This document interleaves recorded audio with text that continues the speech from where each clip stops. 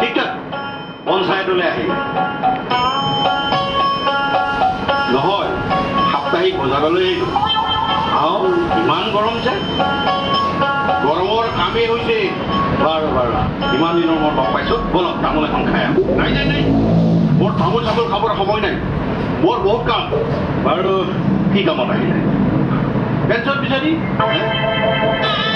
চাকৰিটো আছে দে থাকিলেও লাগিব মোলৈ নহয় তেন্তে কালে মোৰ মানুহজনী লৈ ইমান কম বয়সতে পেঞ্চন দিব নোৱাৰি নহয় পাৰিবই লাগিব হা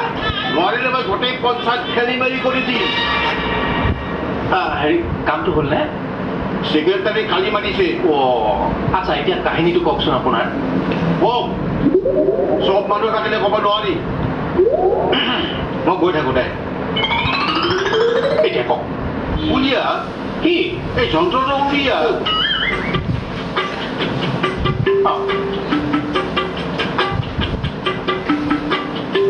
হয় কওক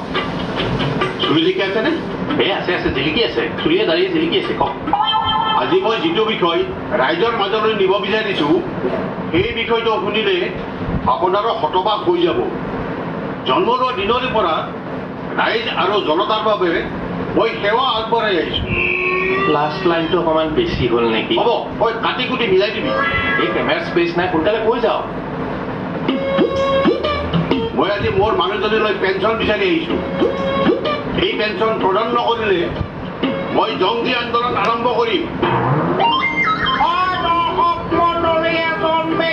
ইতিমধ্যে জনাইছে যে তেওঁ নিজ পত্নীৰ কাৰণে পেঞ্চন বিচাৰি আহিছে মৰমতে আমি তেওঁৰ পৰা সবিশেষ জানিবলৈ চেষ্টা কৰিম আচ্ছা দাদা আপোনাৰ পত্নীৰ যিহেতু এতিয়া বৃদ্ধ পেঞ্চনৰ বয়স হোৱা নাই আপুনি কি পেঞ্চনৰ বাবে পঞ্চায়তত আবেদন কৰিছে আবেদন নিবেদন নাই মই ডাইৰেক্ট দাবী তুলিছোঁ